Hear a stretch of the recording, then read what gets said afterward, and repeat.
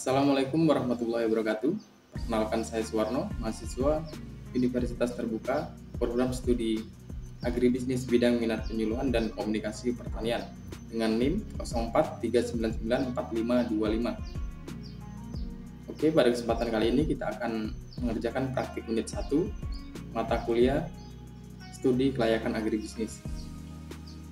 Jadi pada praktik kali ini kita akan mendatangi sebuah usaha agribisnis dan kita tanyakan dengan metode wawancara dengan aspek analisis non-finansial.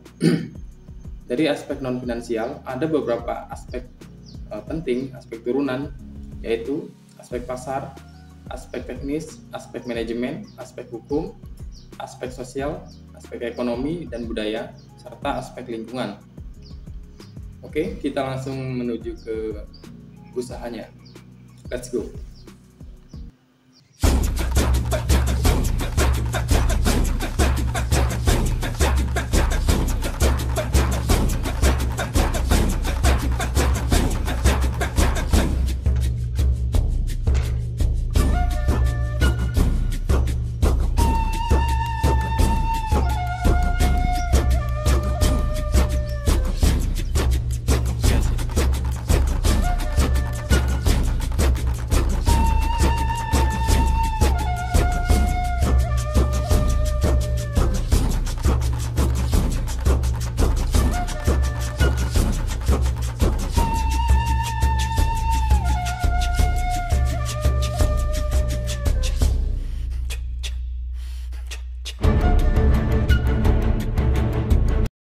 Assalamualaikum warahmatullahi wabarakatuh. Kali ini kita sudah sampai di kolam biotop Desa Jatisari, Desa Sumber Rezeki, Kecamatan Karanghilir dengan kelompok perjuangan bersama.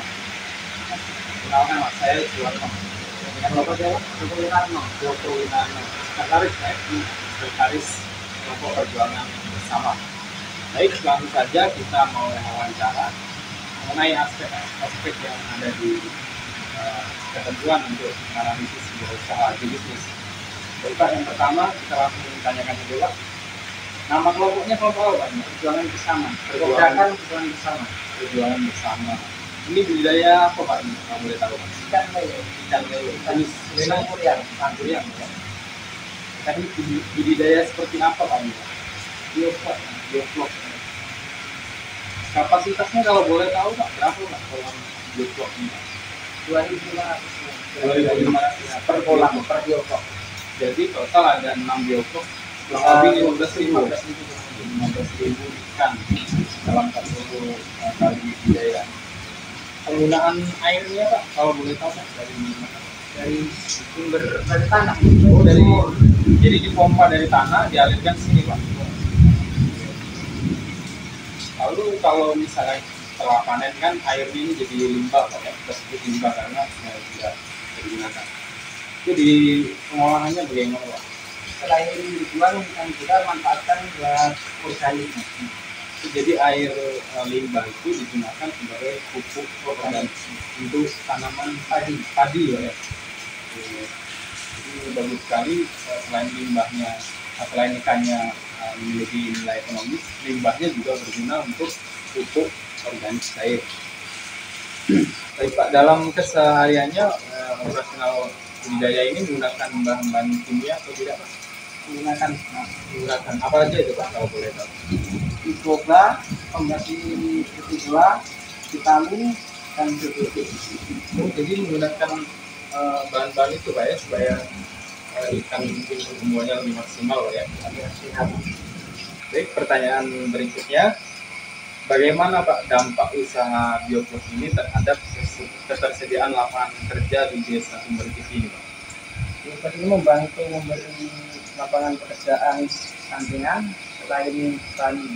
Oh, jadi bioflok ini mengisi waktu luang juga, Pak, ya? Iya, Karena bertani setahun berapa kali, Pak? Kebetulan ini bisa 2 kali sekarang. 2 kali. Seberapa berpengaruhnya usaha ini terhadap ekonomi sekitar, terutama anggota kelompok? Sangat membantu, Mas, karena bisa memasukan harian kami, Mas. Jadi dari hasil penjualan lele bisa menambah apa namanya Pak? Ya, Ekonomi keluarga Pak ya. tambahan ekonomi keluarga selain petani. Baik Pak, masuk ke aspek selanjutnya.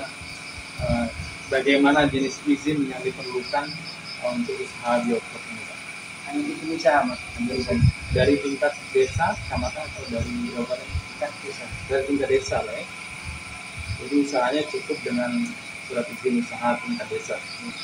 Masuk ke pertanyaan berikutnya Pak. Bagaimana status hukum kelompok perjuangan bersama itu? Maksudnya sudah masuk di dinas perikanan. Jadi resmi Pak ya? Resmi. Kalau boleh tahu Pak sedikit, ini swadaya atau bagaimana Pak bikin biokop? Ini kalau ini dari aspirasi mas. Aspirasi. Ini pekerjaannya swadaya kelompok ini. Aspirasi dari siapa ya Bro? Dari Dari PG, partai PG. ini dari partai itu. Lanjut ke pertanyaan berikutnya. Bagaimana peluang penjualan Pak untuk hasil dari biokop ini? Sebenarnya sangat besar mas, karena satu-satunya di kecamatan Karanghilir ini. Jadi biokop ini satu-satunya di kecamatan Karanghilir. Ya, benar. Selanjutnya, berapa besar permintaan atas hasil usaha ini? Besar nggak permintaannya itu Pak? Ya, permintaan selain masyarakat, kami juga store di rumah-rumah makan di sini mas. Jadi warung-warung makan itu ngambil di sini Pak ya? Permintaan yang dapat dipenuhi dari usaha Bapak ini bagaimana Pak? Sementara ini terpenuhi, namun selesai panen kami masih kekurangan. Jadi saat panen terpenuhi permintaan saya, tapi Ya. selesai panen karena harus diisi dengan anakan baru, jadi tidak bisa Bapak penuhi permintaan ya. Kemudian bagaimana pembagian tugas antara anggota? Misalkan Bapak sekretaris itu bagian apa, terus ketuanya ngapain, terus bendaharanya ngapain gitu Pak, dan anggota-anggota lain ngapain gitu. Kami ini dengan sebagai tiket mas, tiap hari. Jadi dibagi Pak ya, setiap hari misalnya hari Senin, hari Senin, hari Selasa gitu. Ya, selain panen mas, sehari-hari itu masih makan ikan, tapi secara tiket. Oke. Baik, masuk ke aspek berikutnya Pak. Untuk pembagian hasil dari biokop ini bagaimana Pak? Karena kan kalau misalnya kita jual ikan itu ada hasilnya Pak ya. Itu pembagiannya bagaimana Pak sistemnya Pak di anggota kelompok? Sistemnya itu 50% untuk khas, yang 50% bagi rata dengan seluruh anggota keluarga. Jadi yang 50% itu kas, yang misalkan langsung bekas, yang 50-nya baru dibagi ke 12 anggota kelompok ya. Berikutnya, bagaimana peran budidaya ini terhadap ekonomi? Sangat membantu sekali Pak, Kenapa Pak itu biokop ini membantu? karena bisa meningkatkan hasil ekonomi sementara ini selain tanam padi.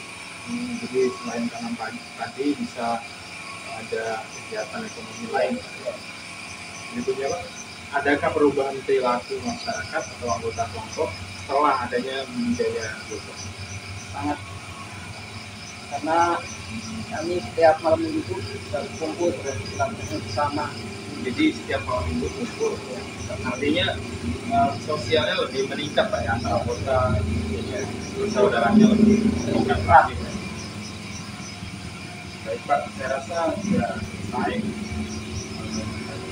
Terima kasih banyak telah berpartisipasi dengan tugas kami. Semoga hasilnya berlimpah Pak ya. Amin. Terima kasih Pak. Kami pamit dulu. Amin.